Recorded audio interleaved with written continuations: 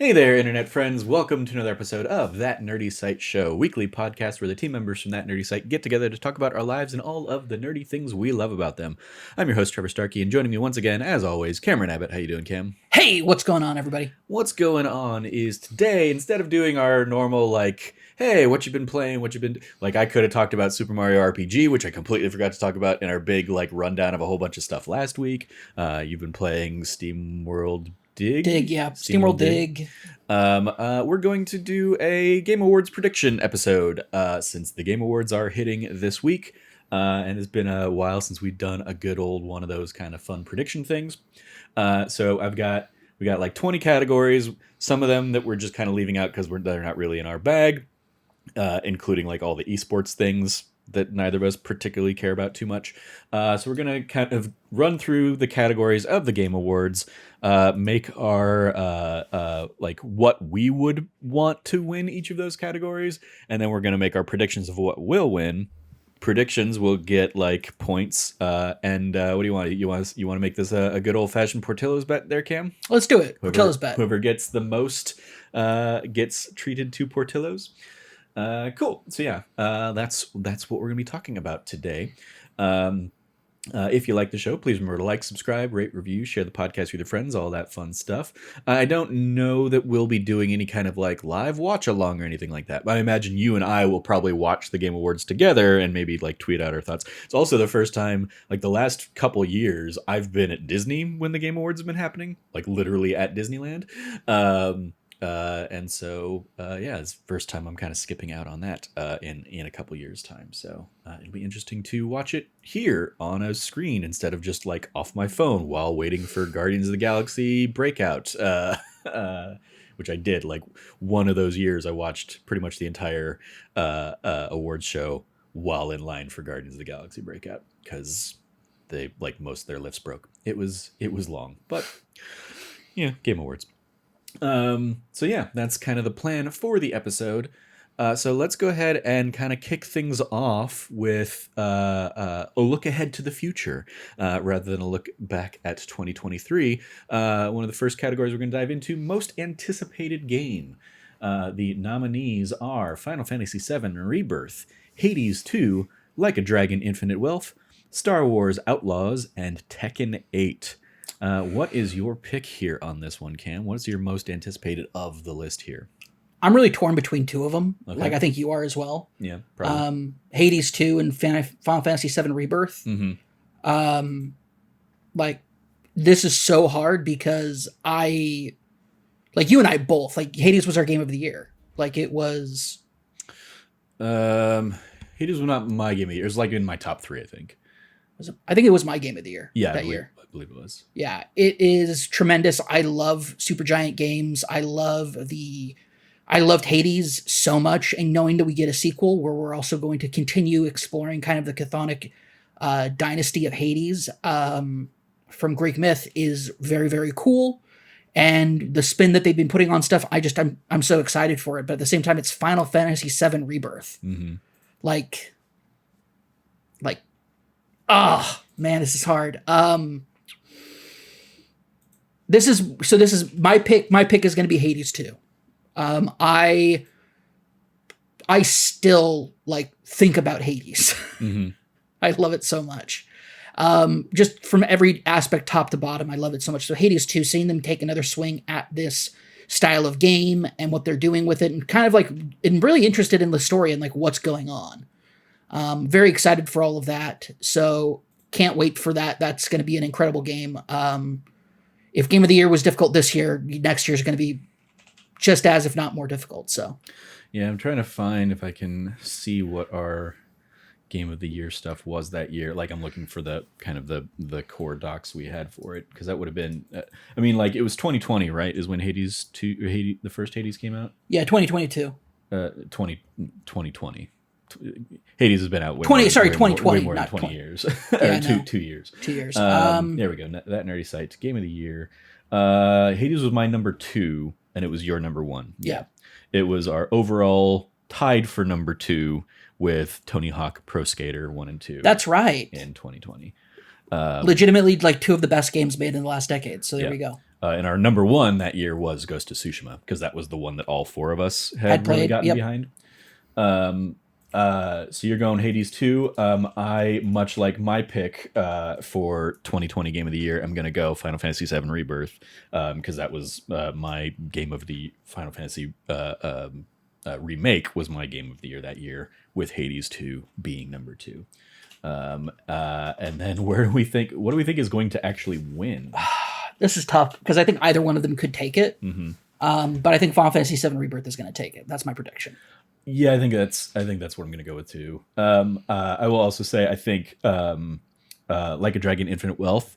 I'm also very excited for that one after really getting into the Yakuza Like a Dragon series because of the previous Like a Dragon game. Did you play that on your own, or did you do a Let's Play for that? No, I just did it on my own. Gotcha. Yeah.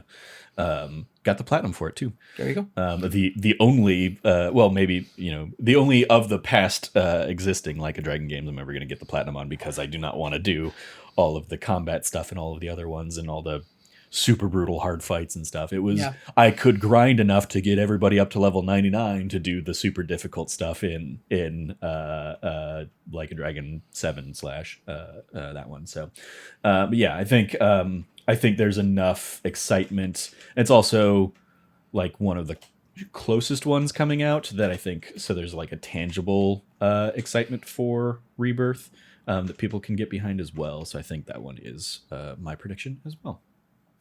So next we're going to dive into best adaptation.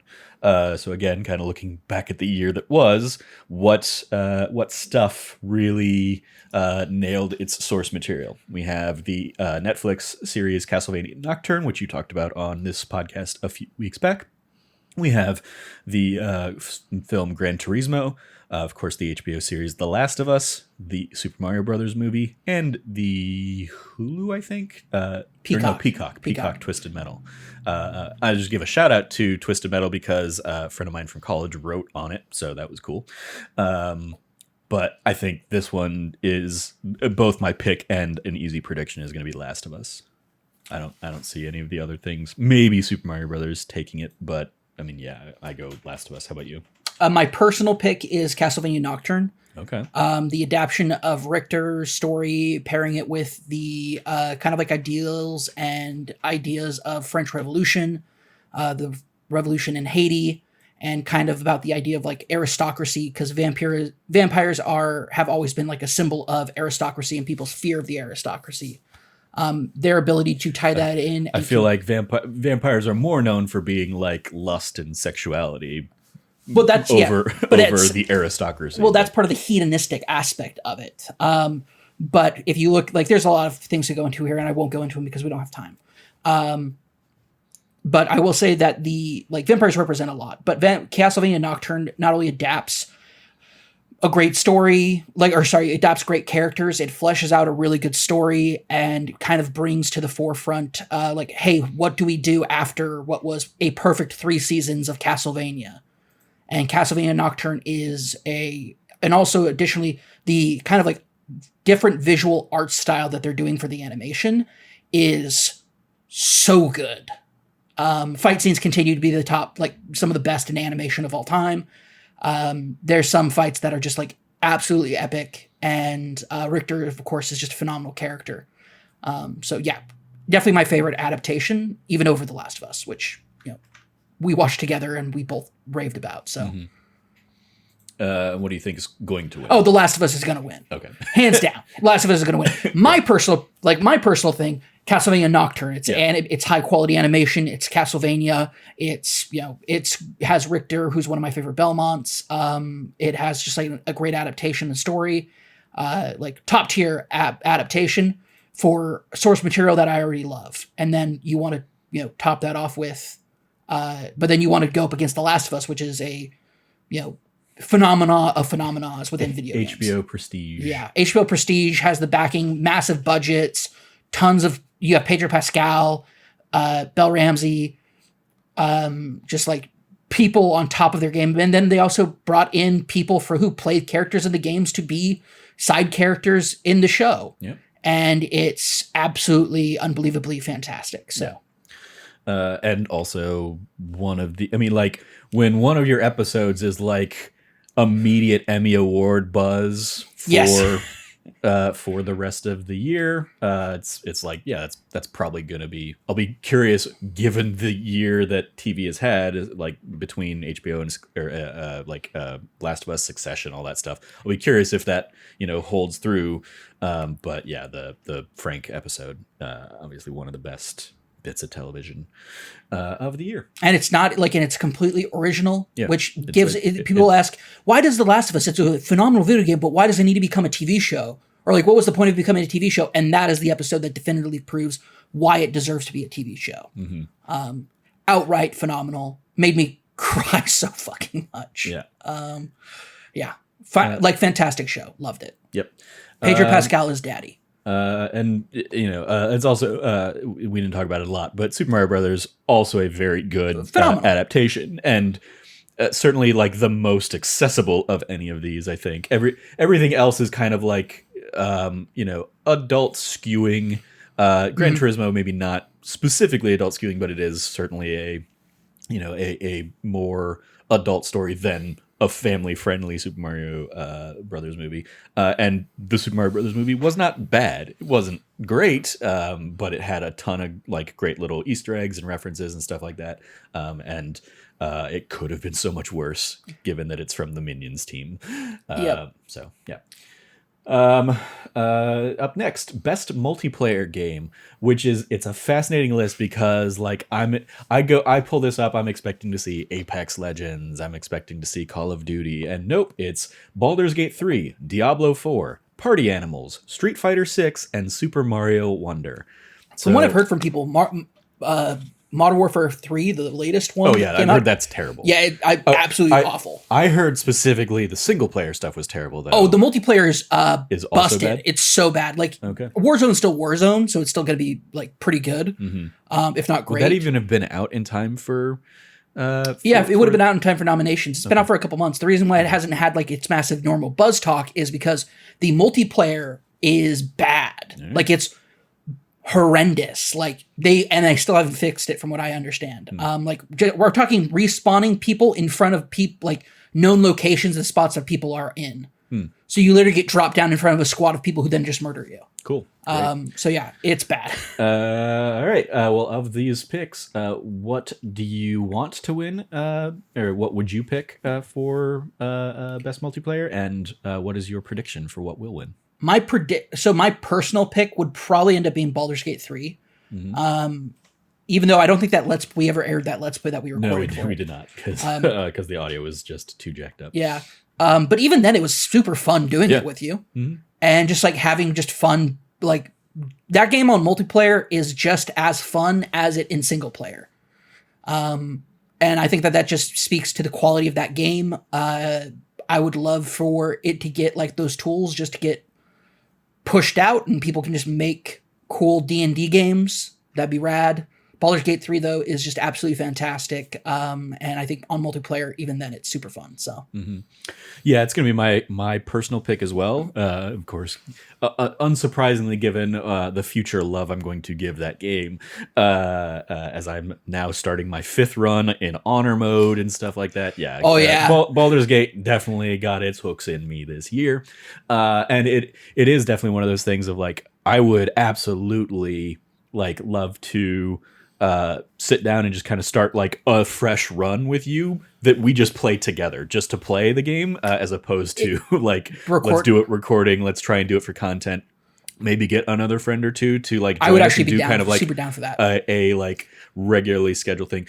Shout out to our friend Ari who played through the entire game with her couple friends. Had a great time Jacob with it. Bryant and Ren, who we know Jacob from kind of funny / Irrational Passion stuff. Yep. But also I know Ren because he and I were literally part of the same Destiny raid group until I stopped playing Destiny. Like one of the absolute best people out there, just human beings overall. Love you, Ren.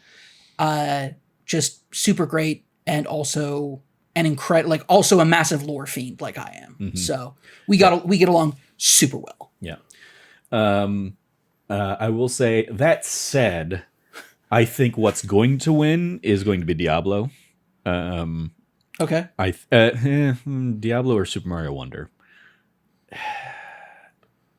Yeah, I think I'm gonna go Diablo. I think that really got a lot of people like on it. I like, and in part, I'm seeing like Greg Miller's still out there coming back and playing the game with Jen, and it's kind of there. Yeah, but he also played thing. Starfield like 6 times. Sure, yeah, no, absolutely.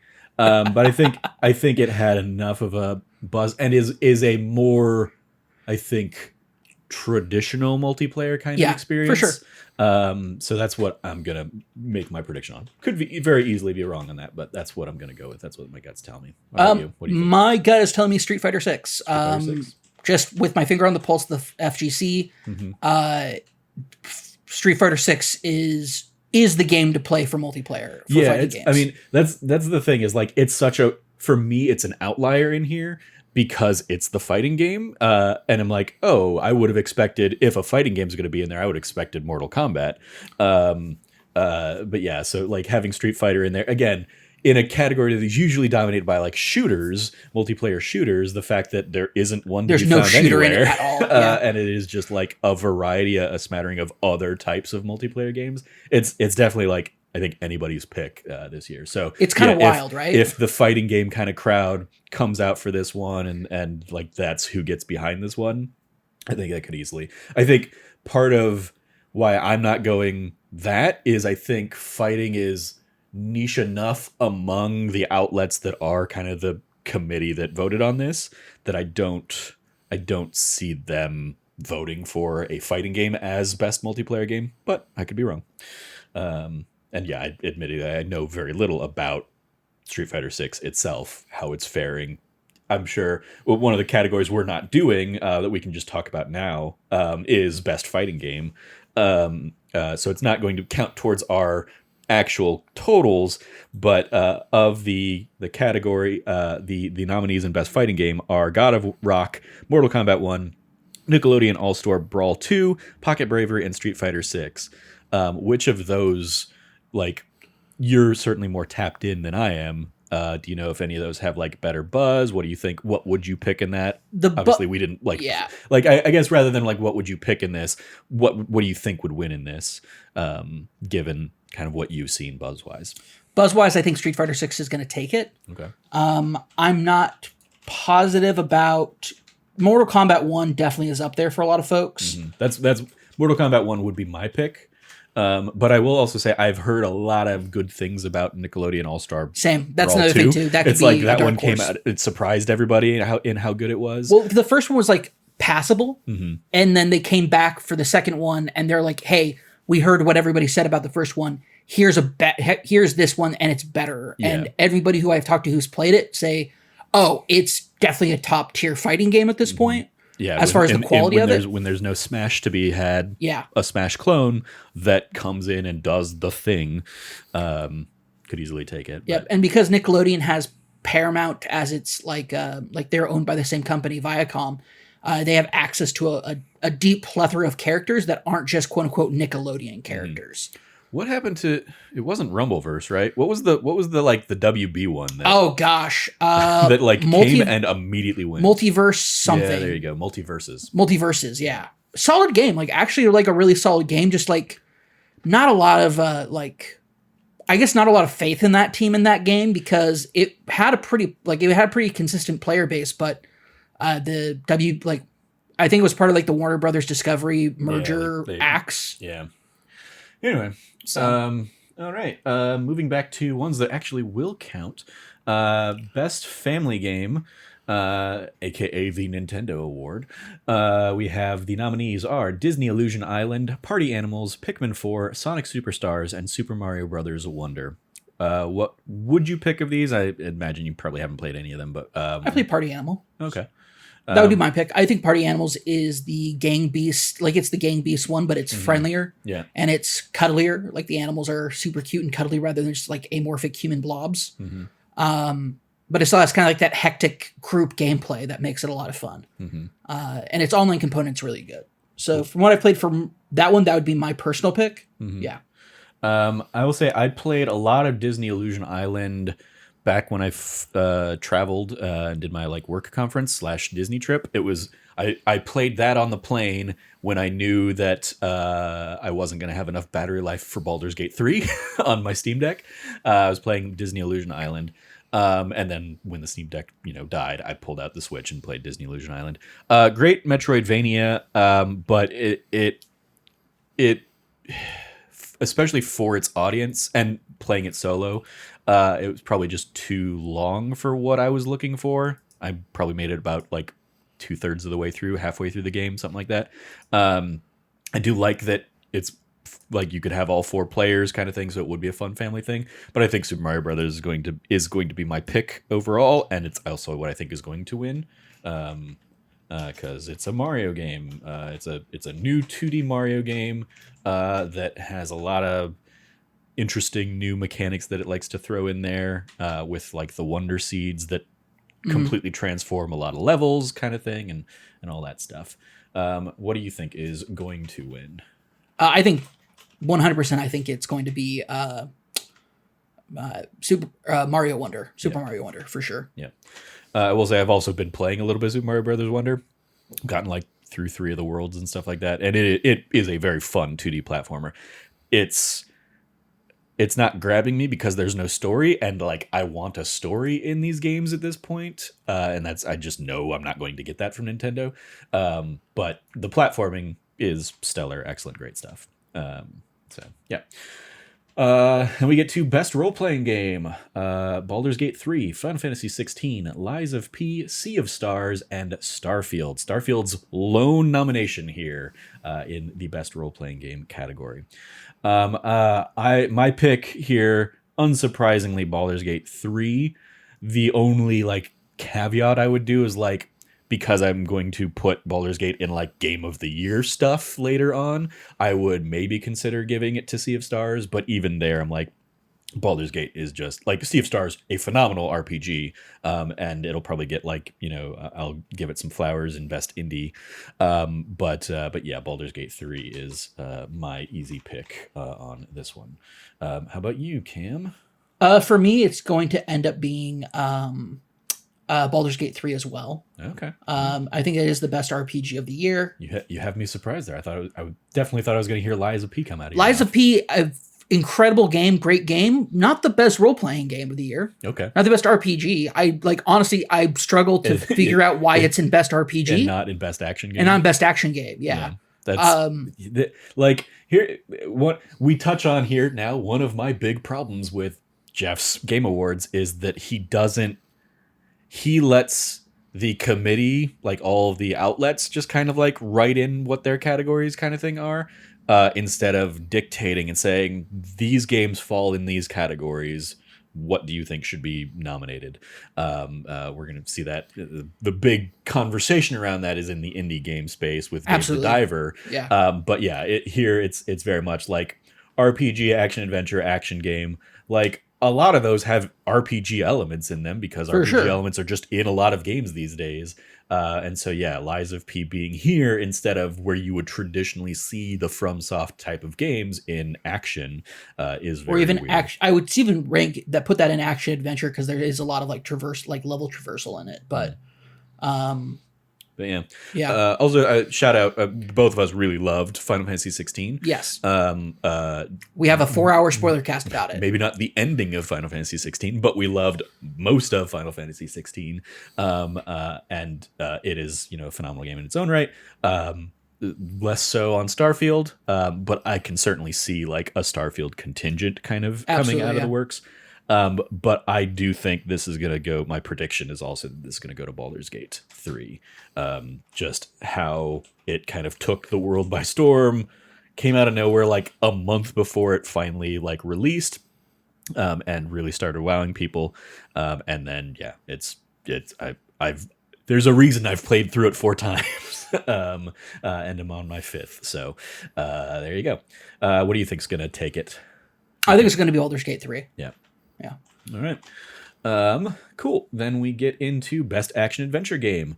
The nominees are Alan Wake 2, Marvel's Spider-Man 2, Resident Evil 4, Star Wars Jedi Survivor, and The Legend of Zelda Tears of the Kingdom. What do you think is going to take this one? Or I guess what would your pick be for this one first? Oh man.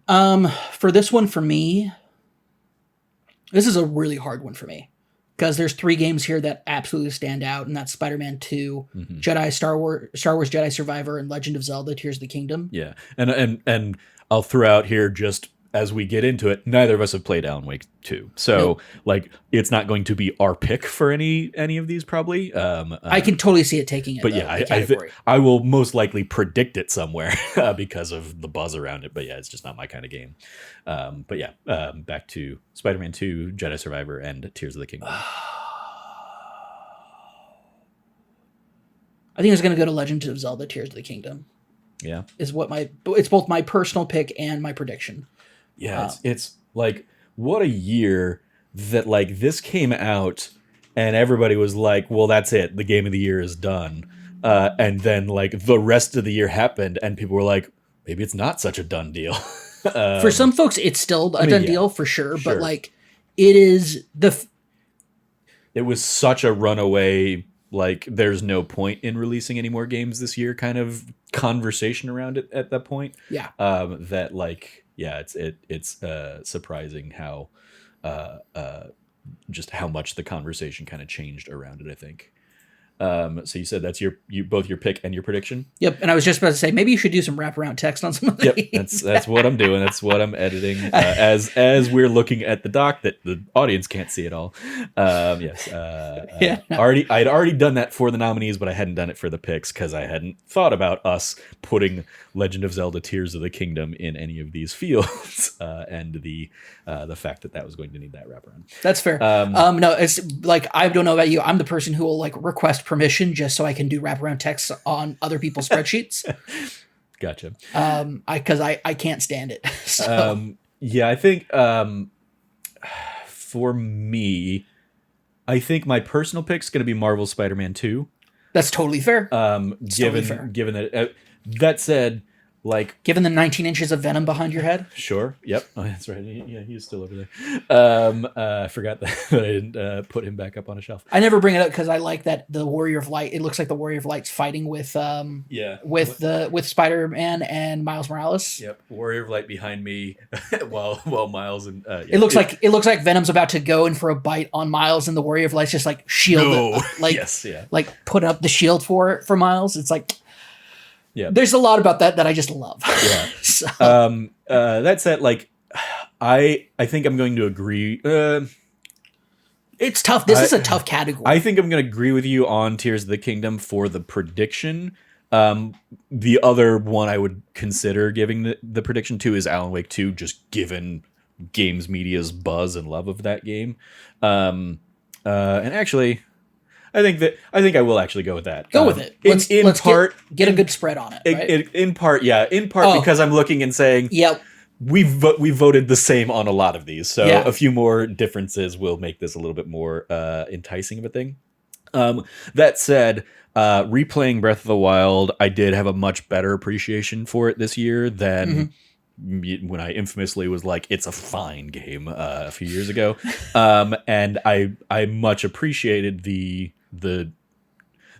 Tears of the Kingdom did fix a lot of my issues with Breath of the Wild, but it still also had a lot of my issues with Breath of the Wild. Yep. And so ultimately it's just not going to be my call, but I can very easily see it being the industry's, and I think the only reason it might and why I'm going to go with Alan Wake 2 over it is the recency bias of Alan Wake 2 and just the fact that everybody is talking about it right now and people are having to like remind themselves why Tears of the Kingdom was the front runner at the time. That's fair. So yeah, a lot of what have you done for me lately bias. Yep. And we get into Best Action Game, where the nominees here are Armored Core 6, Fires of Rubicon, Dead Island 2, Ghost Runner 2, Hi-Fi Rush, and Remnant 2.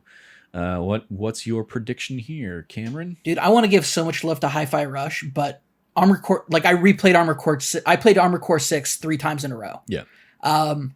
It is by far the best action game this year. It's so damn good. Mm-hmm. I think there might be some people who are like, yeah, they couldn't get past whatever that. I don't even know what first boss people talk about when they're like, I can Yeah, get past the first you boss. came to it like after the conversation around it had kind of died down a little bit. So it was one of those, like, I remember people like getting and banging their head against the wall on the first boss. I mentioned that to you. You're like, I'm halfway through the game. I don't know what you're talking about. It's all been pretty easy for me. Yeah, I can think of a couple bosses where it's like, yo, no, I did have to like I died quite a bit for those bosses, but I never felt like I was never making like significant progress when playing, or change like the way that they have it set up and like changing up, being able to change up your loadout after you die to like a boss or something, to kind of like rework that. You can't access the store, but you can access like the actual, like your actual assembly and workshop, and then like refit yourself. So if it's like, oh, I came in here with this particular spec on clearing out this level, and now I'm in a boss fight I didn't anticipate, and I died because I wasn't prepped for it. You can go into your assembly, go back to that boss fight, like completely decked out in new gear, and take on that boss. And I ran into that a couple of times, but ended up being totally okay in the end. Yeah, admittedly, this is a category I played a little bit of Hi-Fi Rush and then never really like went back to it. But just kind of based on the buzz around it, I think I'm going to go Armored Core 6 as well as my pick, I guess, for the year. And then it's also going to be my predictions of what's going to win too. I think the FromSoft diehards that get Elden Ring to Game of the Year are also going to, be out there championing this one for this category, since it's not going to make it into further Game of the Year conversations or anything like that. Is it your prediction as well? Or do you think people are going to be like, what was great? Hi-Fi Rush. That should get some flowers, and let's give it Best Action Game. That's what my thought is on it, actually. I think they might do that. And honestly, to kind of diversify it up a bit, I'll go with that, so we have some more diversity in our picks. Okay, cool. Because I know a lot of games industry people who still clamor that Hi-Fi Rush is Game of the Year material. Yeah, it's one of those, like, I feel I've definitely seen that conversation die down after February, but the conversation I feel like I've seen more in recent months has been like,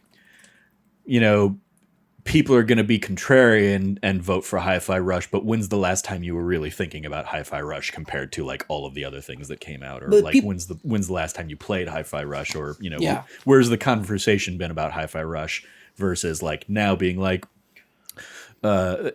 people have kind of I think it was maybe Paris Lily or somebody that was like, Hi-Fi Rush is like the game people are going to say should be Game of the Year that didn't actually play it. And I'm like,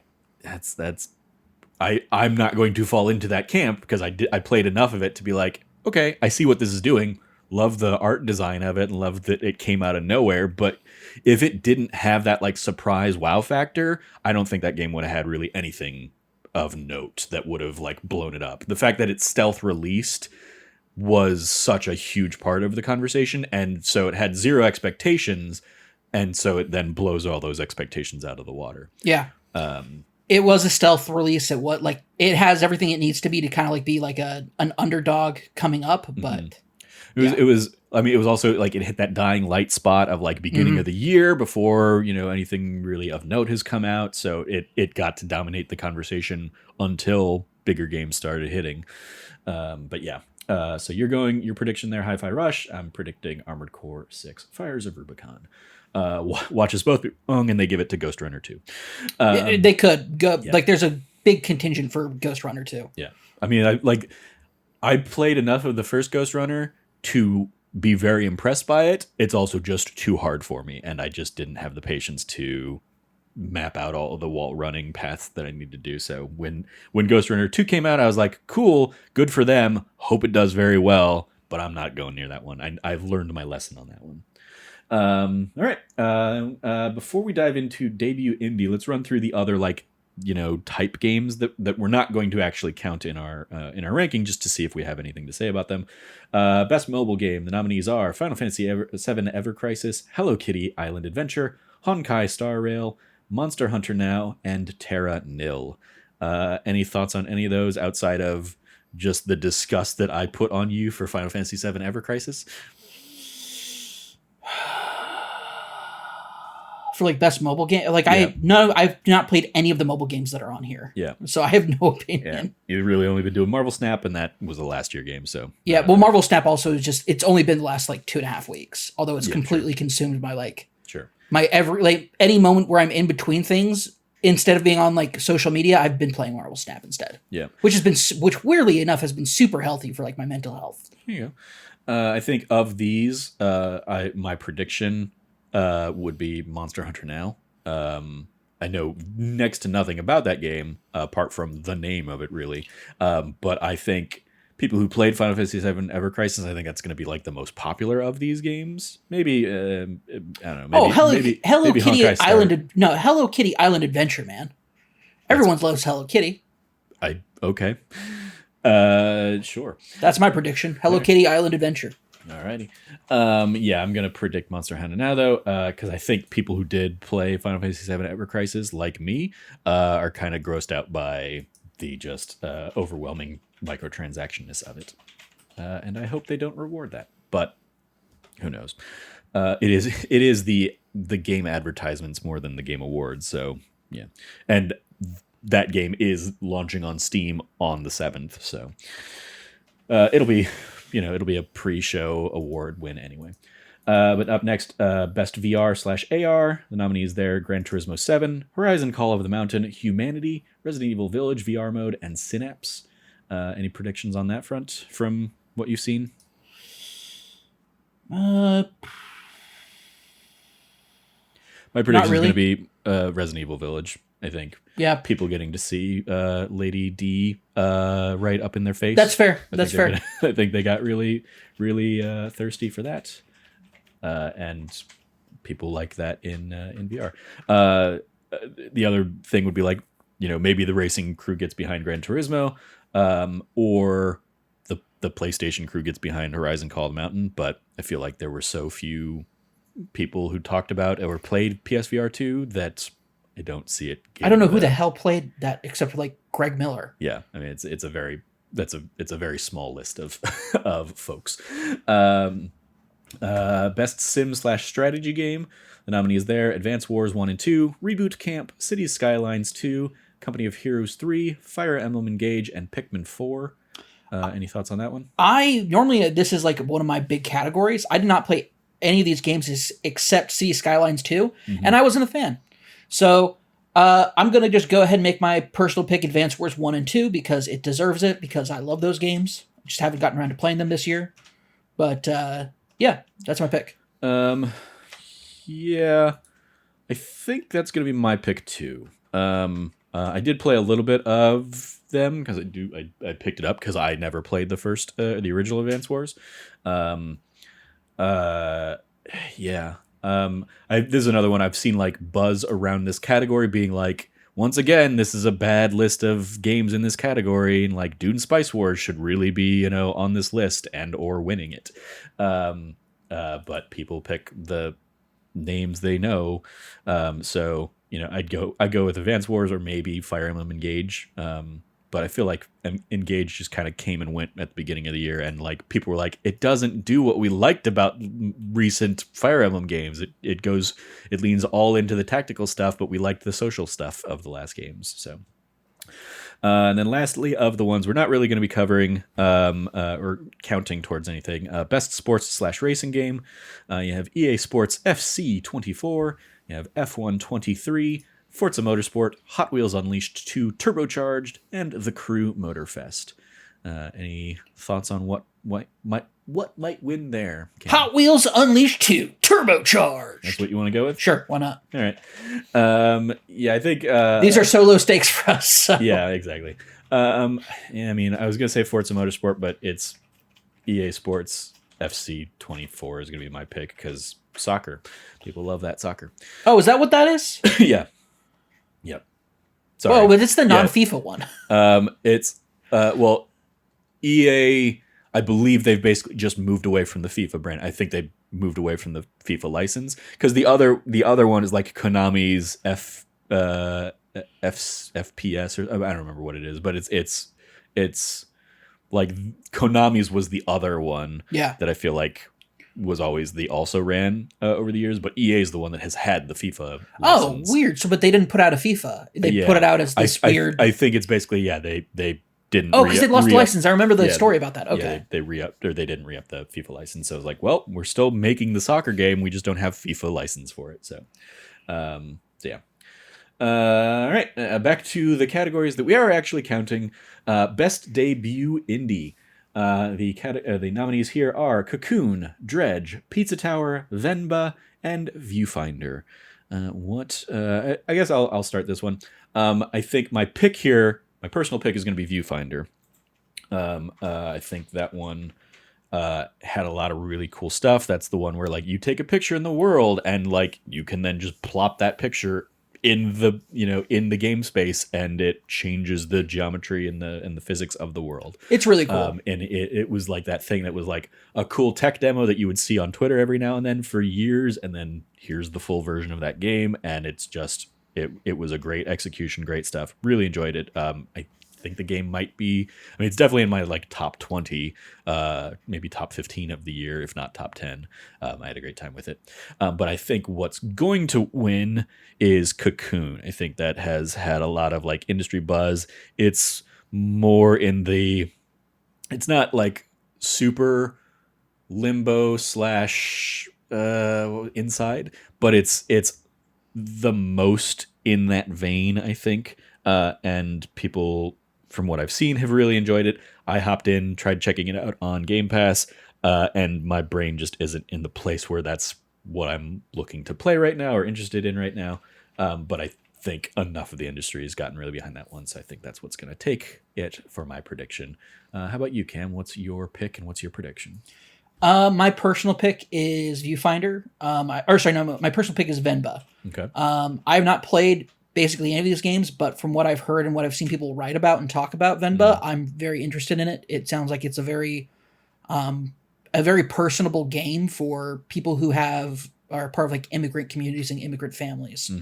So I'm particularly interested about that story that's told through that game. Also, I really like whenever I see Venba's like art stuff comes up. It's always very fun. And then what I think will win is also going to be Cocoon. I think Cocoon has a lot of. I watched Andy Cortez play it on his Twitch stream. Yeah. It's definitely a great indie game. Yeah. Very high, like for an indie game being that highly polished and that stylistic, it accomplishes a lot with what it does with its engine. So. Yep. Cool. Yeah, I've also heard great things about Venba. I just can't speak to it well enough. It's another one that it's going to come up in Games for Impact in a little bit, and maybe it will get some love there too. But yes, so that was debut indie. Now we have best independent game, which again, Jeff did not give kind of criteria on, and even after the fact, as like the whole conversation has come out, he's been like, I really leave that up to the people who like, how do you define it? It's like, I don't know, man, but define it so that like there isn't this conversation, so that it's your awards show. You come up with the definitions of these categories, my guy. You come up with the requirements and the restrictions. Like, for example, I don't believe Dave the Diver should be on this. Yeah, and that's so. Yes, the nominees here are Cocoon, Dave the Diver, Dredge, Sea of Stars, and Viewfinder. I admittedly, like, regardless, I didn't play Dave the Diver. I saw like Dave the Diver have its moment of a lot of people playing it, and then. I think it came to Game Pass or something later. It came out again later after like it getting like its PC moment, but it still didn't ever like draw me in or grab me on that. So my pick here, this is where I'm gonna. My pick is gonna be Sea of Stars, and I think that's also going to be my prediction. I think enough of the industry people really loved what that one did, and it was very much in like. Even in Game of the Year conversation in this already stacked year in a lot of people's eyes. So I think it's one of those like there isn't that clear cut. There's always in a lot of years past, there's like a best independent game that also gets nominated in Game of the Year. And it's like, well, that one's obviously going to win. Like, a couple years ago or maybe last year, whenever it was, whenever Stray got nominated. Oh, yeah. It was like, well, of these 5, one of them got nominated for Game of the Year. So yeah, I think it's going to win Best Independent Game, and sure enough, it did. Fucking cat people. Yeah, I did not like that game. That's the other thing. Like it was cute playing as a cat, but I did not like the rest of around it. But yeah, my pick and prediction here: Sea of Stars. I think, and that's not to take anything away from Viewfinder, which I think is a phenomenal kind of first pass. But yeah, Sea of Stars just above and beyond it. I didn't play Dredge. I don't really know anything about it, and I even outside of like knowing Dave the Diver, I never looked into like what that game is even really. I did. About and stuff. So and then I just didn't like Cocoon didn't grab me. So I could see Cocoon also taking the win here, given the audience or that I've seen it have.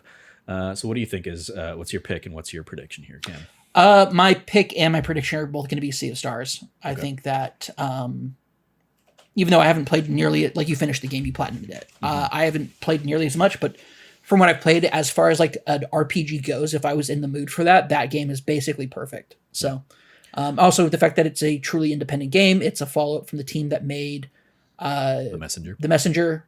They're a great studio. They know what they're doing, and on top of that, they're actually independent. So yeah, I'm trying to think that The Messenger might have won Best Debut Indie when it came out. I think it did. I think it. I remember they were definitely nominated. I know they cleaned up the indie categories for most awards that year. Up next, Best Community Support. We have Baldur's Gate 3, Cyberpunk 2077, Destiny 2, Final Fantasy 14, and No Man's Sky. Where do you think this one's leaning, or where are you leaning on this versus where, and what do you think is the prediction going to be, Cam? Where I'm leaning on it is Destiny 2, because I know people who work in the community support for Destiny 2, although some no longer work there. I was going to say, I'm actively not going with Destiny 2 because they gutted their community support. You know what? That's a better idea. Oh man, but I also want to support the people who work there. I do appreciate that. Yeah, we do still have friends that work there, but like they let go 100 people recently, and that was bullshit. Yeah, and I don't know how you support your community if you're not supporting your own team. So yeah, I can't in good conscience. Like prior to that, absolutely, I think that would have been like in the conversation. But even there, I would have had it in the conversation. I don't think I would have picked it in anything. But that's also largely because like Destiny 2 occasionally like flares up, but I feel like it's been a continually like declining audience for that game anyway. And like the community, like I don't see that pop up nearly as much as I used to, apart from, Bungie letting a whole bunch of people go and stuff. So, but yeah. So with me kind of like torpedoing your pick, do you have something else that's going to rise up and take its place? No, I think for the two of us, I think you actively not picking it and me actively picking it for the reasons that we've stated is like a balancing out. Like I'm picking it as my personal pick because we still know people who work there. And like that's a shout out to them because even though their bosses fucking suck, they're still going to be doing absolutely everything they can to provide the best possible community experience. So it's a shout out to like the people who are still left there. But I think you not picking it is a great indication of like, hey, Destiny bosses, fuck you. Yeah. Bungie, like the bosses at Bungie, like how many of you could have taken a salary cut instead of laying people off? Yeah. That'll always be my go-to. If you are a CEO or you are the president or the head of a company and you're not willing to take a pay cut to save people's jobs, go fuck yourself. Yeah. I I definitely hope that it gets like the new life, and what because the next expansion is basically like, if they come out and said like it's the final one, the shape of whatever. It's the final shape is what it's called. I don't believe it's the final expansion. Okay. I think I believe it's the conclusion of the kind of Savathûn Hive arc that they've been telling over the last like year. Cool. All this stuff that came into the game after I walked away from it that I know nothing about. There was some of it was in there for you, but I mean, not. Well, a lot of it was not a lot. Yeah, not a lot. Most of the game that I played is no longer on those. That's servers. Accurate. That is accurate, actually. So yeah.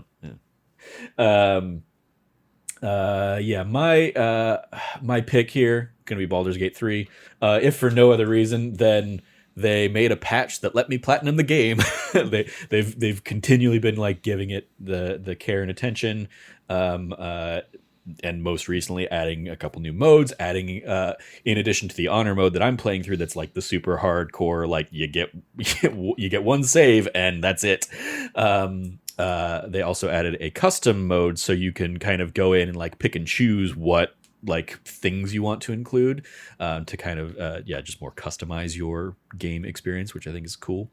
But yeah, and then just the fact that patches are coming out and it's like we fixed 1,000 things, so much so we capped out the Steam like character limit in or word limit on Steam's like patch stuff. So Baldur's Gate 3 is my pick. But Final Fantasy 14 also obviously been doing lots of great work this year. You've been certainly hopping in and enjoying all that. And No Man's Sky just continues to chug along. And Cyberpunk 2077 as well. Like they brought that game back from the dead in a way that like the game is now finally what it should have been at launch. Yep. The latest patch finally included the subway that you see in the first trailer of the game. Yeah, there you go. Predictions. What do you think is going to take it? I think Baldur's Gate 3 is going to take it for the predictions wise. Okay. I think that, like you said, for every reason you gave why you picked it is the reason why I think it's going to win. They have been so vocal and so, whatever the equivalent of vocal is for hearing. Like they have just listened so closely. Their finger is like they're up to their elbow in the pulse of what their community is looking for and asking for. Mm-hmm. And they're continuously building out more content to fix and patches and not building out more content, but fixing doing patches for fixes, bugs smashing. I mean, also doing new content because the new patch also has an epilogue, a playable epilogue that you can kind of go back and enjoy. I know, I've been thinking about doing it. And see like, oh, here's your party 6 months after the the event of the. I've been thinking I need to go back and do that. I've been wanting to so badly. I'm glad. I've said a couple times I've beaten the game 4 times. I haven't actually beaten it the 4th time yet, but that's going to happen in the next couple days while you're working and I'm taking the days off. I'm going to basically finish the Let's Play series, and I love that like. Perfect timing. It's perfect timing that I'm going to get like, oh, hey, I'm now getting a bonus episode that's going to be that epilogue that I wouldn't have had if I'd beaten the game a week ago. I'm so wanting to just go back and like replay that, just because I have a save right before the game ends. Yeah. So I'm just like, do I just like boot that up and just like beat the game again and then just like get that cool epilogue? I will say, minor spoilers. They made a reference to like the live D&D game that the crew played. They made that like a canon little reference. Fun! As like a little nod to that little viral bit that they had. So yeah, I love it.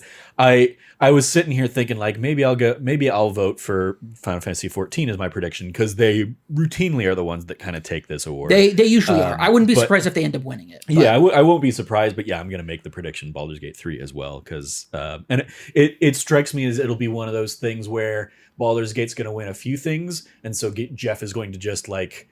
Baldur's Gate also won community support. Yeah, it's going to be one of those. Yeah, I will say that, like, there's no other game that has a literal like multi-continent community like convention festival. The fact that they have a fan fest in Japan, a fan fest in North America, and a fan fest in Europe. Every single year since like 2015, 2016, stopped during the pandemic, did it online instead, and now have brought it back. Like we tried to go to FanFest in Vegas. Yeah, we did not get tickets. We did not get tickets. And by the time like second hand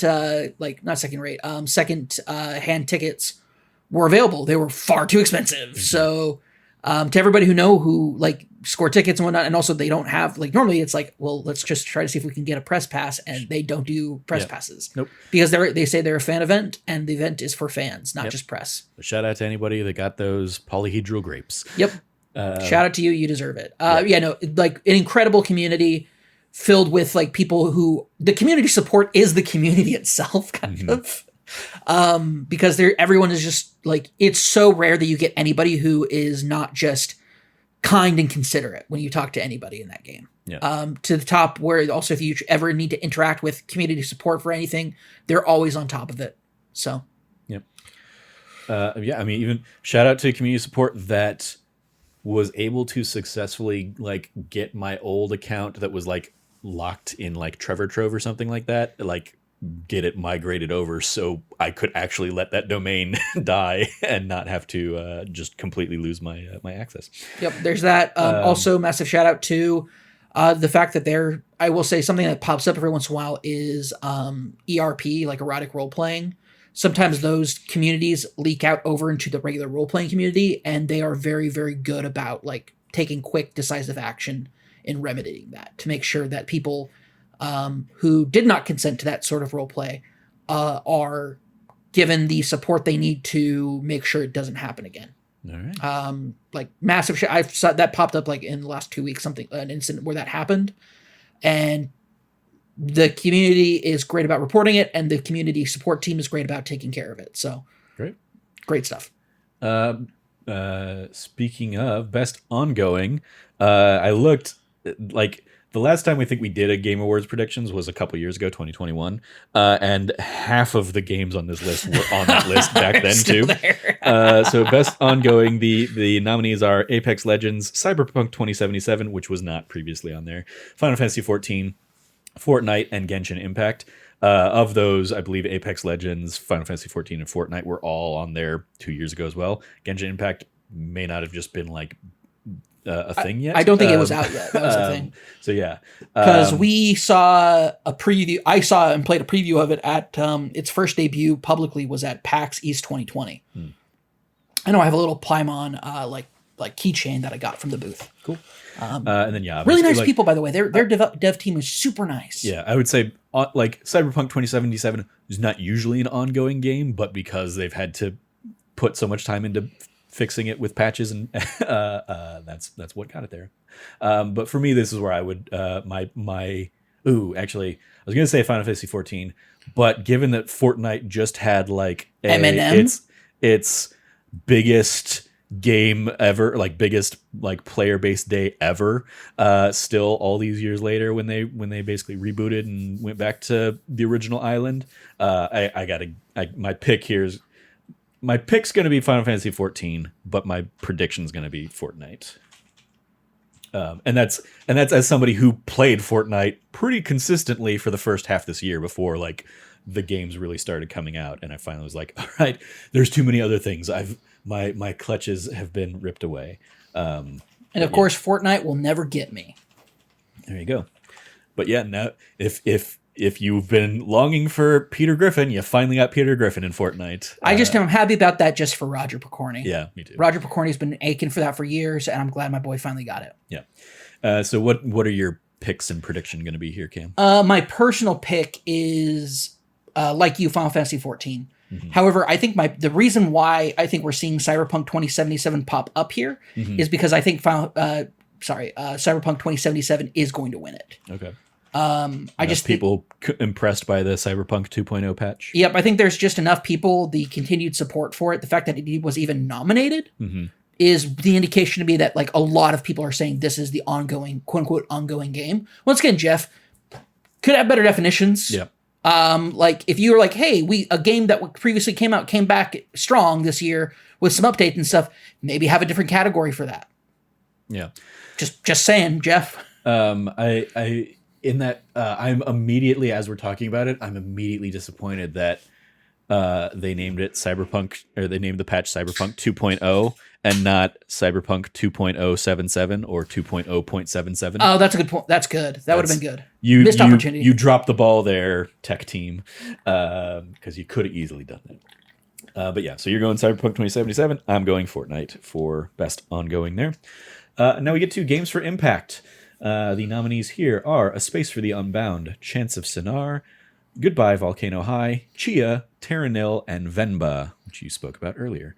My pick here, we talked about it recently. I really loved Goodbye Volcano High, but my pick's actually going to be Chia, which I played back at the beginning of the year, and a great little indie game about kind of like, I believe it was like Polynesian culture kind of vibes, very that's the vibes. Skateboarding one that you were skateboarding.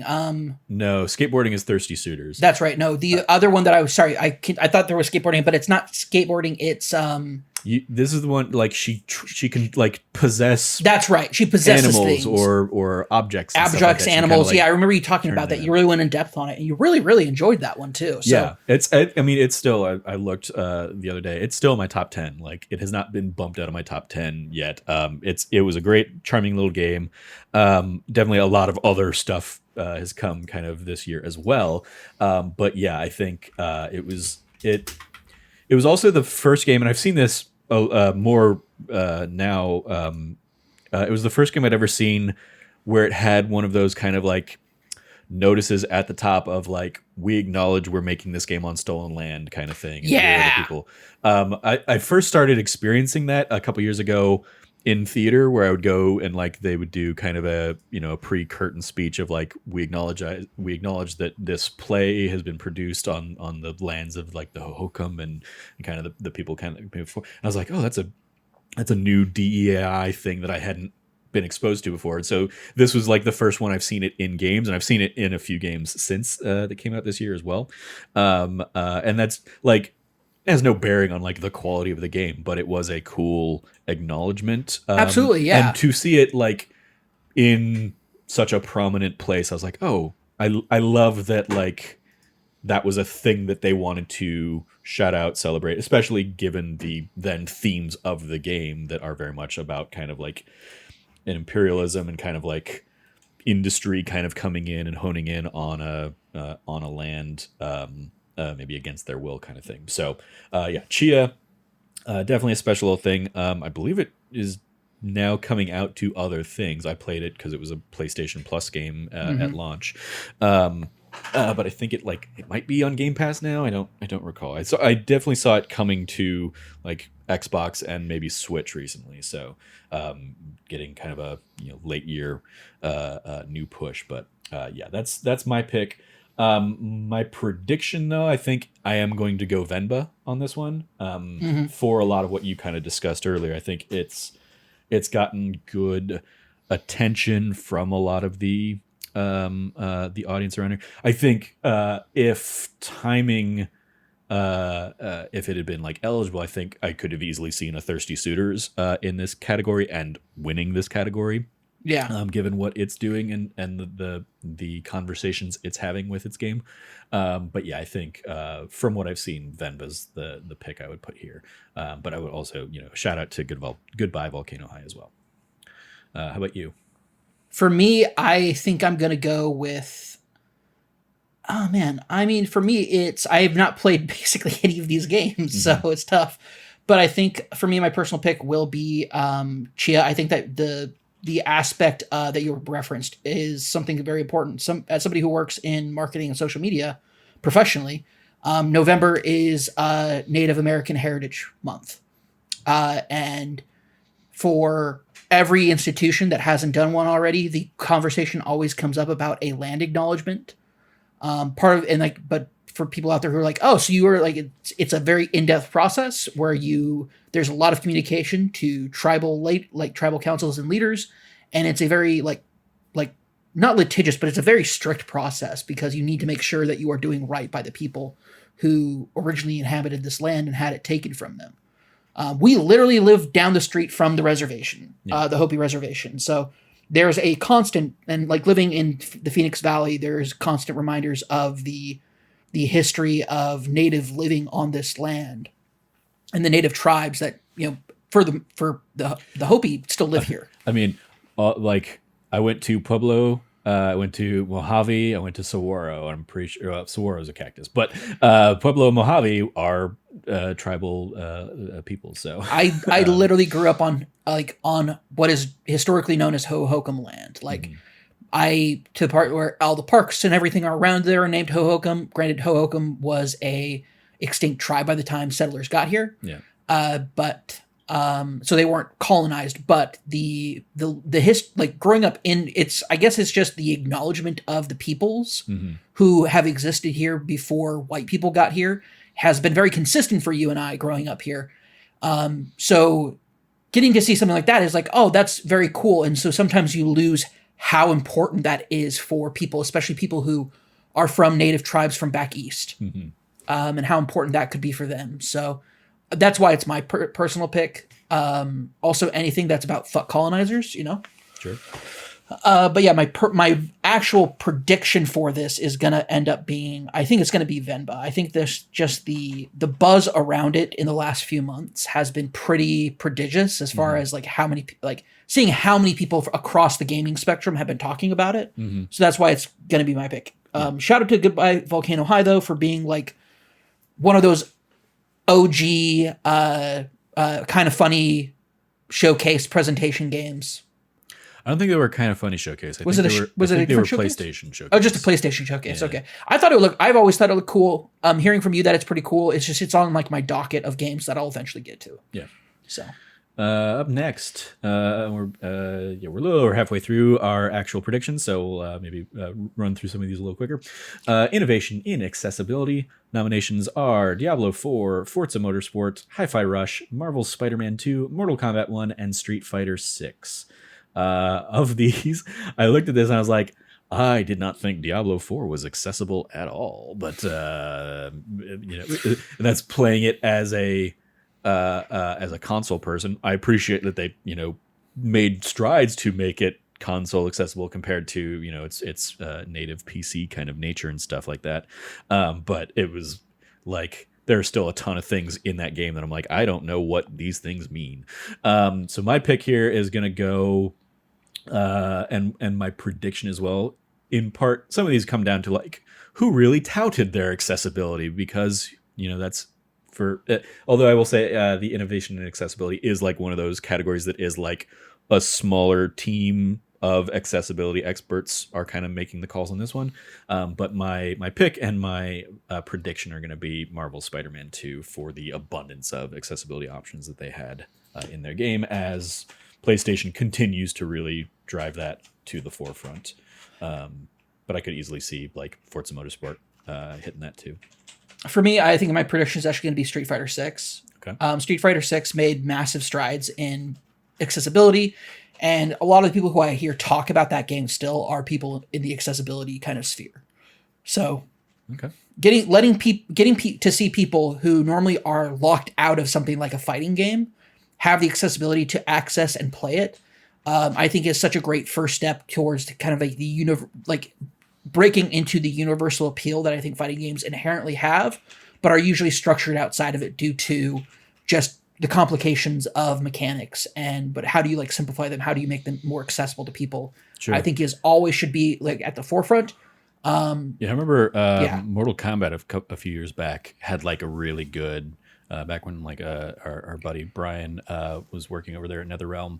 Brian Keshinger, right? Kershinger, yeah. He was over there working on kind of the tutorials team that really got into like, okay, here's the frame stuff, and here's kind of like all of the steps to like get you up to, if that's the kind of level that you want to play, here's the stepping stones. I remember like playing that and being like, oh, that is really cool. As somebody who doesn't really care about that stuff, it made it accessible to me in a way.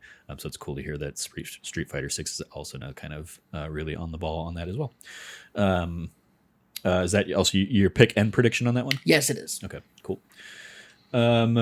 Up next, best performance. The nominees here are Ben Starr from Final Fantasy XVI, Cameron Monaghan from Star Wars Jedi Survivor, Idris Elba from Cyberpunk 2077, Phantom Liberty, Melanie Liburd from Alan Wake 2, Neil Newbin from Baldur's Gate 3, and Yuri Lowenthal, Marvel's Spider-Man 2. What are your thoughts here on this one, Cam? What an absolute murderer's row of performers. Mm-hmm. My personal, Ben Starr. Okay. Ben Starr is my personal. Okay. He is, but that's also because he's super fun on social media. Agreed. Yeah. Yeah. It kind of wins it for me. He's one of the birds in Grand Theft Auto 6. He's so funny and he's so much fun, and he is willing just to. One of my favorite things ever was when he dropped into Andy's like voice, like his like recording Discord as in Clive's voice to make fun of Andy's Clive impression. Yeah. And it's just like one of that's like who does that? Like Ben Starr does that. Ben Starr's the best. Extremely kind, very considerate person.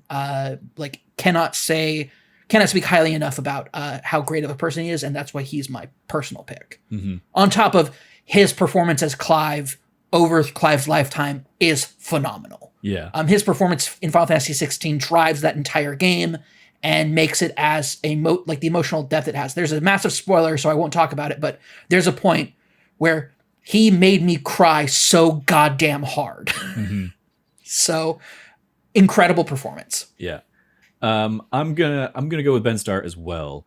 And it's interesting because like so far, and like the biggest award show we've had so far was like the Golden Joystick Awards, where Ben won Best Performance and Neil from as Astarion from Baldur's Gate won Supporting Performance. So the fact that the Game Awards lumps everybody all together, it's kind of makes it like, okay, yeah, who is that going to go to? But I think for all the reasons you said, I think Ben was such a champion for that game, yes, and has continued to be a champion for it, in the time since, and is also doing so much more heavy lifting. Neil Newbon, great, and like the breadth of things that you can get Astarion to say in that. I still every now and then will see like if you kill Astarion because he dies from like the sun trap that destroys the monastery. Like his delivery coming out of that of like when you revive him, he's like, what the hell were you doing? I thought you could handle daylight. Well, apparently there's a difference between daylight and the almighty power of the sun. Like, he is so fun in the wild. I got in my my recent playthrough in honor mode. I had the scene where like he appears at night to bite you and reveal that he's a vampire, and I was like, yeah, I'm gonna go ahead and let him. I'll let him bite me, and I'll do that boost, and then I failed the persuasion checks to get him to stop biting me, and I died. He killed my character, and so I had to have like Shadowheart come over and revive me, and then I'd go have a conversation with him, and like I love that I now get conversation of like. I've had a couple conversations with him of like, yeah, but you killed me. And he's like, I'm so sorry. It won't happen again. So good. So like he is great and the wide variety. I as we were talking before we started recording, I would sooner over a couple of the people on here, I would sooner have like Amelia who plays Karlak. She's so incredible. Like she breaks my heart in some of her scenes in there. And Shadowheart lays out like the Baldur's Gate cast is stacked with great performances, but I do think they are all in a support role, and none of them get purely the shining spotlight in the way that Ben does. And so yeah, he gets my vote as well, and I think my prediction as well is going to go with Ben. Does that match with you, or are you going to give this to somebody else? My prediction is I think it's actually going to go to Idris Elba. Okay. Interesting. I think if we're talking about the wider thing, his performance is lauded. He has the star power behind it. I think a lot of people are going to end up picking him for this one because they're like, well, I mean, it's in the conversation of it, it's Idris Elba. Mm-hmm. And the character he's playing is this really awesome, like pseudo jaded spy who has loyalty to a country that's already like betrayed him. And like that's not very big spoilers. That's like at the very beginning you find out about that. But he has a lot of like there's a lot of depth to his performance that makes Phantom Liberty so good. Is like his performance and his character in it really do bring out the best in kind of like what the cyberpunk narrative could be. And like my biggest complaint about the base game was it said a lot of things, but without saying anything. Mm-hmm. And Idris Elba's performance in Phantom Liberty helps the Phantom Liberty DLC say something. And say something very profound, I feel. So it's up there for me. Okay. Cool. I'm just looking up. So one of the categories I don't have listed that I'm going to try and add in somewhere as we go is the fan voice or the player's voice awards, which is the purely fan voted game of the year category, which just ended round 2 of voting. So sometime between now and the awards, we're gonna get like a third round. I'm just trying to figure out like who's still in that one. And here we go. Okay, so I'll throw this in kind of here now, just since we're talking about it. The This is going to get narrowed down a little bit more for a third round vote. But as we are recording this, the round two that dropped from 30 games down to 10, the 10 games in round two were The Legend of Zelda Tears of the Kingdom, Genshin Impact, Hogwarts Legacy, Cyberpunk 2077 Phantom Liberty, Baldur's Gate 3, Alan Wake 2, Marvel Spider-Man 2, Honkai Star Rail, Resident Evil 4, and Lies of P. I'll send this over to you so you can kind of look at the list as we're discussing it. And the question is going to be like, oh, who do we think is going to win here? So I will start while you take a look at it. This is like the big category that I feel like the Hogwarts Legacy fans in quotes, are gunning for and have like been rallying behind because they were annoyed that it got shut out from pretty much everything else. So it comes down to like, are they as vocal and like populous as they think they are, or is one of the like bigger mainstays of the year going to take it? And I'm going to make my call, my prediction. The one obviously I would vote for is going to be Baldur's Gate 3, and I have voted for it a couple times. And it's also going to be the one, my prediction. I think Baldur's Gate 3 has also a vocal and vibrant enough fan base that they're getting behind this and rallying behind it. So that's going to be my pick. And fuck Hogwarts Legacy. Player's voice. So you had a chance to look at that and see? No, because I can't see it because I have ad blocker on and I'm not turning it off. Okay. Oh, you can't get to that. Yeah, Forbes wants me to be able to see their ads, and I tell Forbes, eat dirt. Okay, well then here's the 10 games. Thank you. Lies of P made it. Hells yeah. Yeah. Hogwarts Legacy can eat dirt. But that's about all the other ones. They totally all deserve it for their own reasons. However, I think it will probably go to Baldur's Gate 3 because that is a big fan base that is very, very vocal about how much they love that game. Okay. Shout out to Lies of P though. So we're both making that prediction. Yeah. And is that what your personal pick is? Would as well? Lies of P be your personal pick for me is Lies of P. Okay. Cool. Like that game came out of nowhere for me after I played the demo and didn't care for it very much. Mm-hmm. Hopping into the full game and falling in love with it so deeply, it's one of my favorite games this year, without a doubt. Yeah. It's in my top 10 for sure, but there's no way it's beating out the Baldur's Gate 3 crowd. Yeah. Yeah, it's one of those like if the Elden Ring DLC had come out, that would probably win. But it did not. Cool.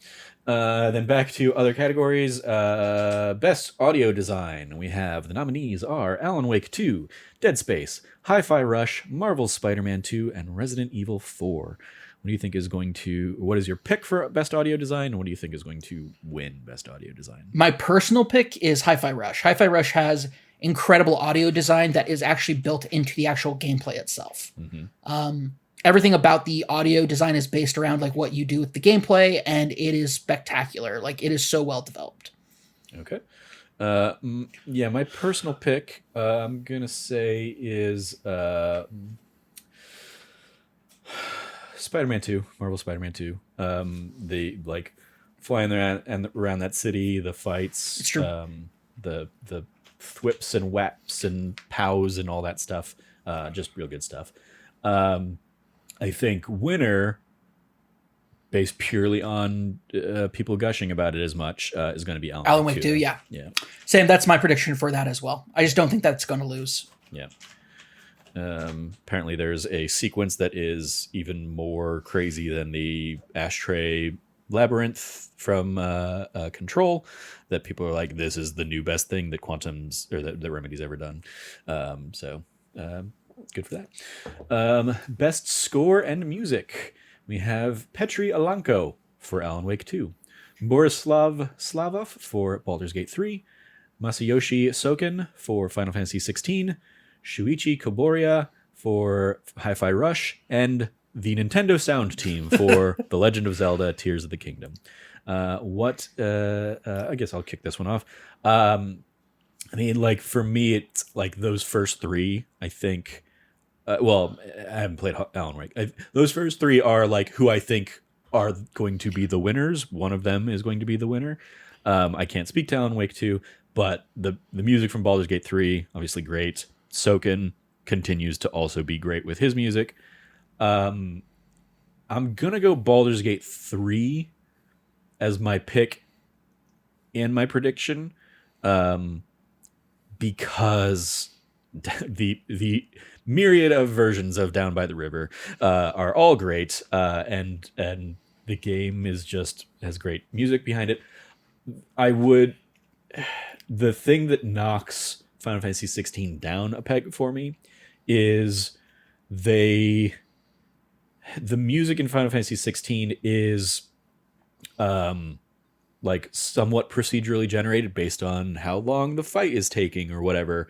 And for me, it led to some very awkward moments in the middle of like very high pitched battles where the music got very like melodic instead. And I was like, this doesn't vibe. This like the turn that the music has made here has like pulled me out of the fight a little bit in a way that like the song itself, great, but it didn't match up with what I was doing or what I was seeing on the screen in the way that like Baldur's Gate still feels good when it has its big, epic boss fights and music and stuff like that. Plus, Baldur's Gate 3 has the Raphael music from the House of Hope fight, so it gets the win for me. For me, like, let's put it this way: I did my Spotify Wrapped, and my number one, like, most played stuff was the Baldur's Gate 3 soundtrack that I use for our D&D games. Yes. That says a lot about like how good that soundtrack is. That you can just literally throw that on and any song works for whatever scenario your at-home D&D game is playing. That being said, for me, it's Soken. Soken is the GOAT. He's the GOAT for a reason. Final Fantasy 16, I never had that experience that you did, where I felt the music took me out. I always felt like the music always felt elevated to me. It elevated the scenes that I was in. There's a few moments where like I think it does get a little melodious or melodic. Yeah, it gets a little melodic, but it happened during points of like, it's weird. It got melodic in a way because something that was happening was not meant to be like a very big like action moment, but like kind of like a moment of movement. And so I felt like it was intentional. That's the only thing I can think of that's related to something like you were talking about. But overall, top to bottom, I still listen to the soundtrack. I still think it's awesome as hell. And Soken wrote that while he was in a hospital being treated for cancer. There is no equal. Soken is the greatest composer of all time, in my opinion. Okay. Is that also going to be your prediction that Soken's going to win? That is also my prediction, yes. Okay. Cool. Then moving on to Best Art Direction. While I finish typing here. The nominees for Best Art Direction: Alan Wake 2, Hi-Fi Rush, Lies of P, Super Mario Wonder, and The Legend of Zelda: Tears of the Kingdom. What do you think's what's your pick for this one, and what do you think's gonna take it? My pick for this one, actually I'm gonna pick, for me, it's Lies of P. Lies of P has such a great Western, like Northwestern European, like Prussian, a mix of Prussian, French, very, very much that higher class, or not higher class, but that kind of like prestigious European feel to it in its art. And its use of its level design, its use of enemy design. There's everything about it evokes character and evokes that the city feels real and lived in. And it does such an amazing job of making you feel like the sorrow that's possessing this city after its fall. And I just think that its art direction just goes is just so leaps and bounds ahead of, I think, of where most stuff is this year. Okay. Is that also going to be your prediction of what's going to win? No, my prediction, I think, is actually going to be Alan Wake 2. Okay. There is a lot of that game that is about style and art. And I think that is where a lot of people's focus is right now. So yeah. My pick here, because it was the one that actually jumped out at me, is going to be Hi-Fi Rush. in terms of an art direction. I think that's totally Like fair. Super Mario Wonder, while they change up a little bit of the things here and there, it's still a 2D Mario game. It doesn't look that different from the like Super Mario Bros. U that has been kind of that art style for the last couple generations and stuff. Tears of the Kingdom is the same art style as Breath of the Wild, and it's a fine art style, but it's not or art direction. It's not the best art direction for me.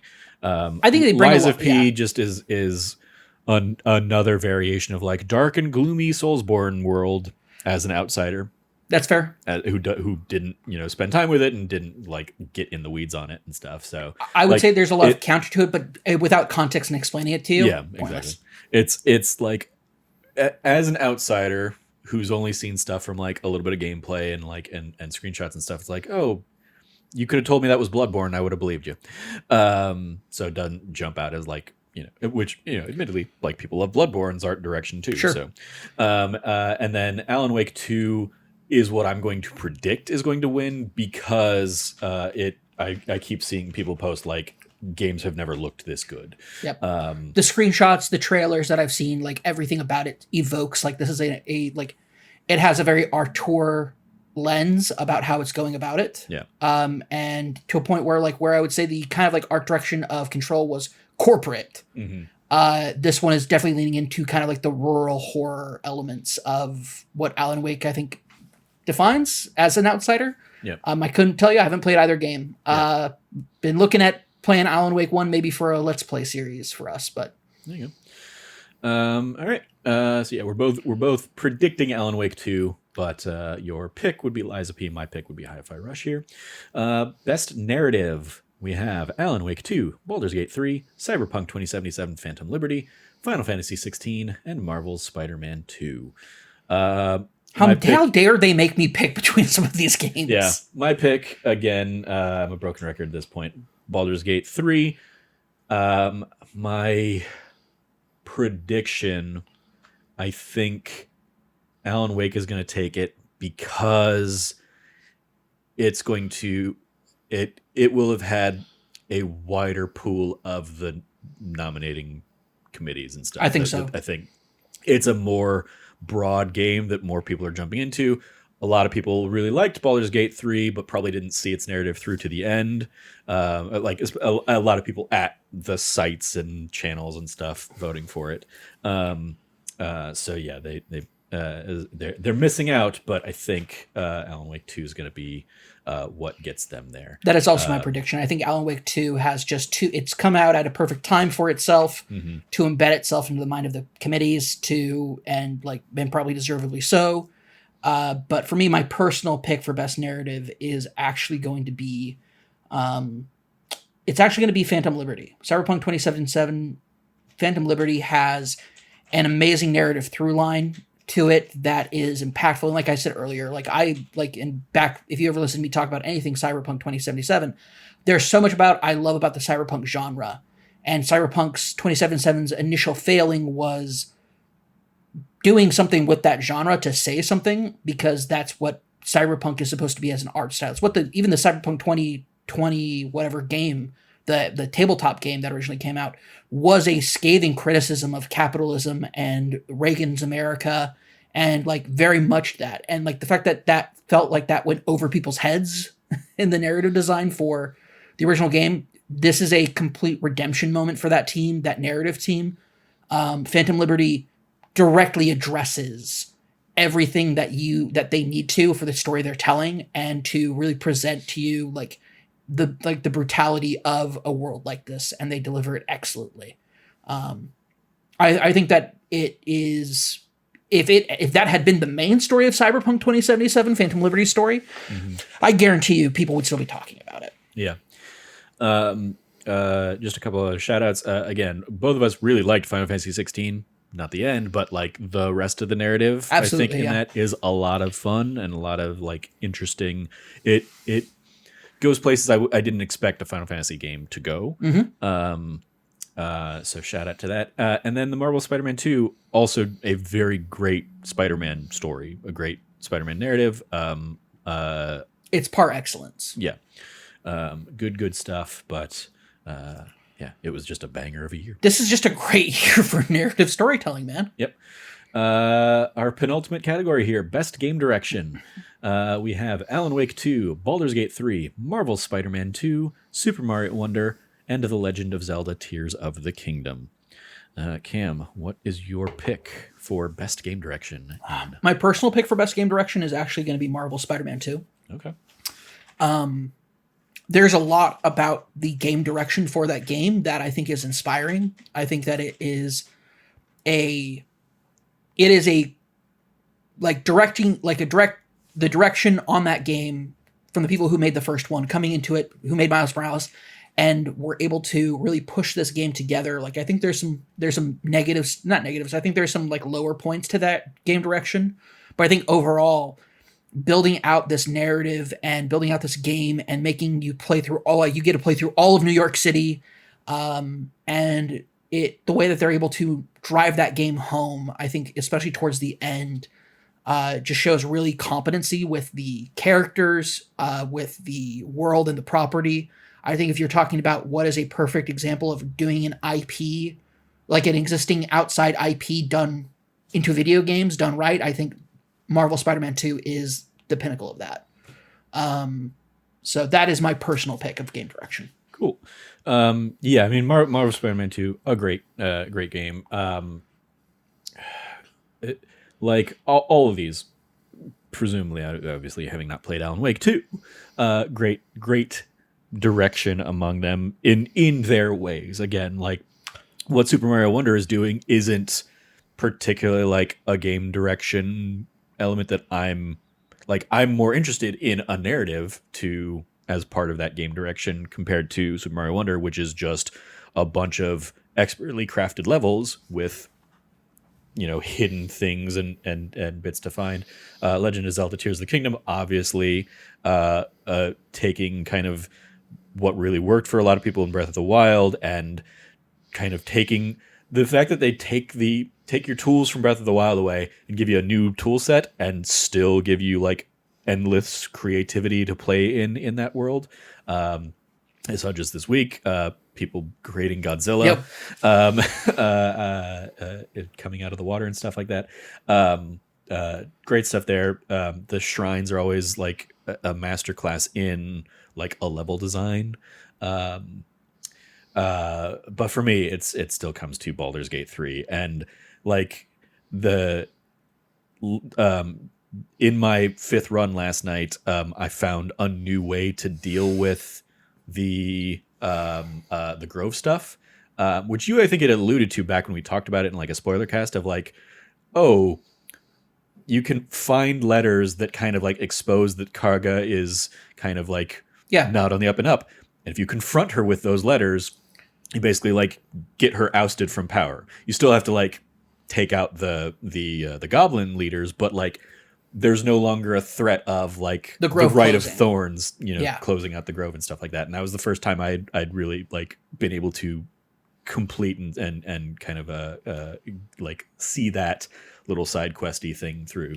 I found that evidence. I never confronted her with it, but I knew that you could do that. I just didn't want to go back and do that because that wasn't what I was doing in my playthrough. It's also the evidence that you actually find is in that southern part of the map by the. I found other evidence. You can find a letter in her kind of like in her secret chest that kind of points you to the actual south part of that I never went to.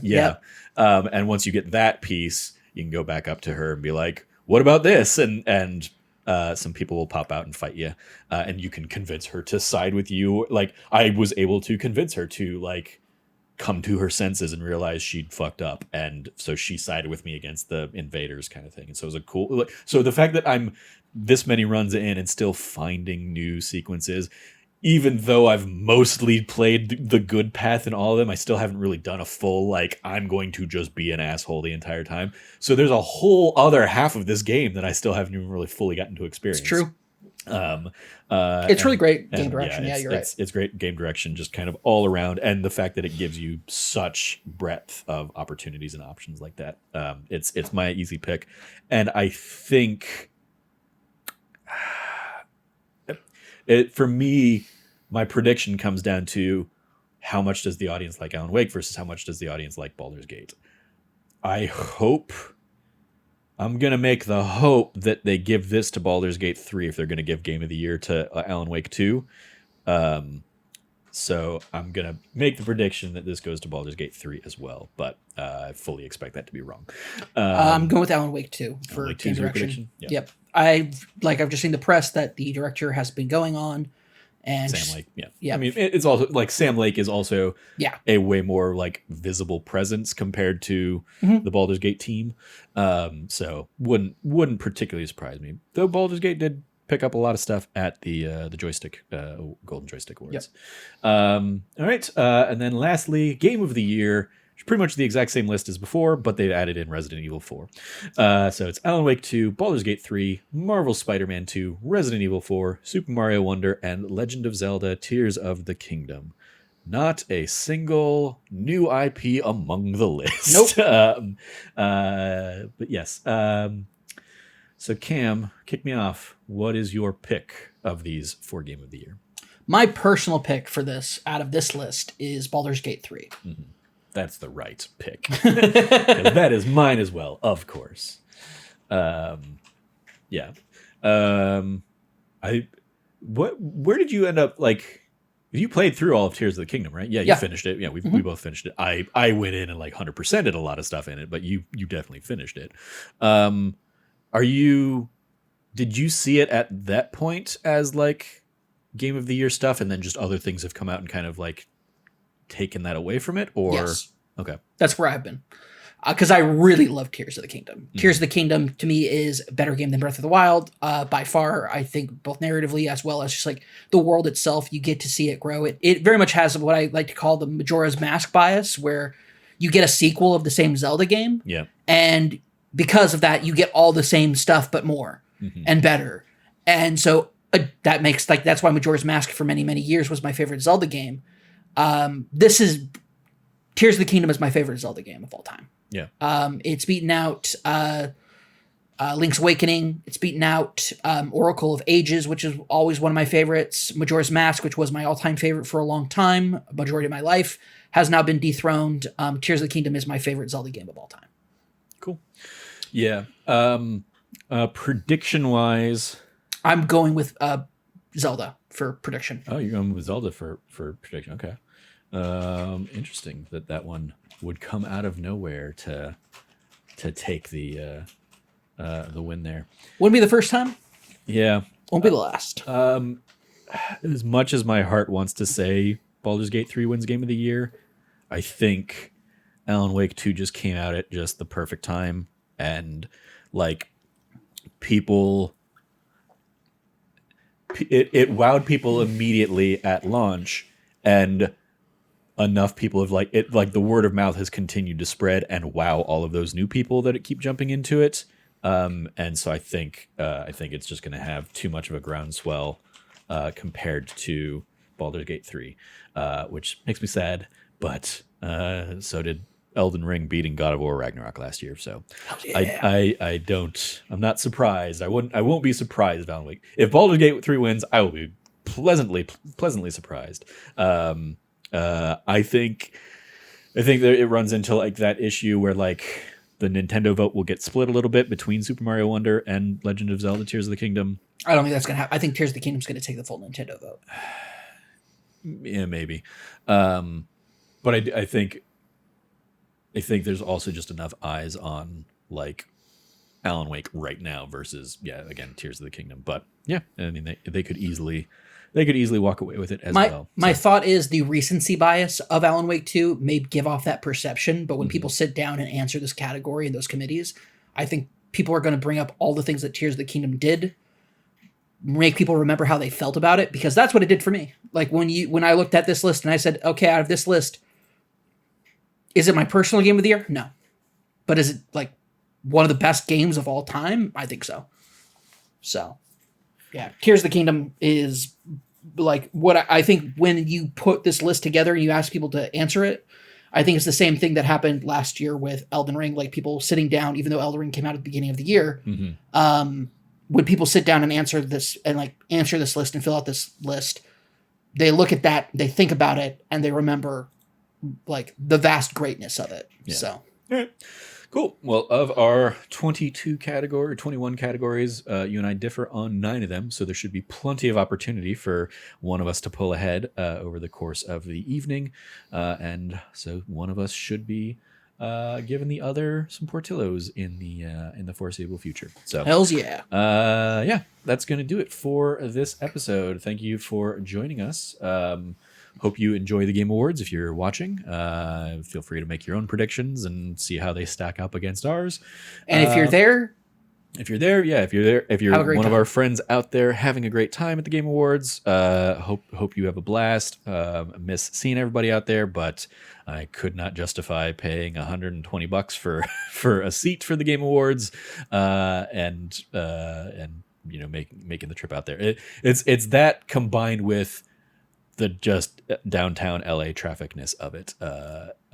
It's the reason, like, I could have gone last year. I had an invite last minute with a friend of mine invited me to attend, and I was like, I just don't want to I don't want to drive from Anaheim, where I was for my Disney trip, all the way over there. So but yes, one of these days I would love to get out there to an event and see folks again. I just like to go to the Game Awards at some point. I've never been. Sure. Not going this year because I'm broke. There you go. All right. Well, that is going to do it for this episode. Thank you for joining me, Cam, to run through this. Real quick. If you're at the Game Awards, tweet or Instagram out your drip. I want to see it. I love seeing the drip from the Game Awards. It's so good. Oh, I imagine they all will. Thanks for going along with me on this as a spur of the moment. Here, let's do this for this episode. Let's go. So yes, you follow Cameron at Rev Cabot, 2 B's and 2 T's. Anything you want to give a shout out to there, Cam? Yeah, we just recorded Indiana Jones and the Dial of Destiny for that D Plus show. It's a banger of an episode. We really go into the Duffy on Indiana Jones, as find a great farewell to that franchise on that D Plus show. If you want to see how things end up on our fun little list that we make at the end of each episode, we have a great time with those, this time especially. Mm-hmm. So, indeed. You follow me at Trevor J. Starkey. In addition to that, as well as the rest of this month is going to be holiday themed that D Plus shows, starting this coming week with Home Alone 4, because we've been doing a Home Alone every year the last few years. So yeah, stay tuned for all that. And I've gushed about it enough in this episode, but go check out my Baldur's Gate 3 Let's Play stuff. This week, I don't remember where we're going. I think this week is kicking off with the Iron Throne, and then into the Steel Watch stuff. So stay tuned for those episodes, and then I'm going to be sitting down over the next couple days and recording basically the finale stuff of that. So those should be coming out here in the next few weeks. I think it'll time out that it's basically we're going to wrap up basically like right by the end of the year. So yeah, that's been a fun project with one of my favorite games of the year. You can follow all of us over at That Nerdy Site, or go to thatnerdysite.com for all the latest from us. Once again, if you like what you heard, please rate, review, like, subscribe, share the podcast with your friends, all that fun stuff. Thank you for listening. As always, stay nerdy and be good to each other.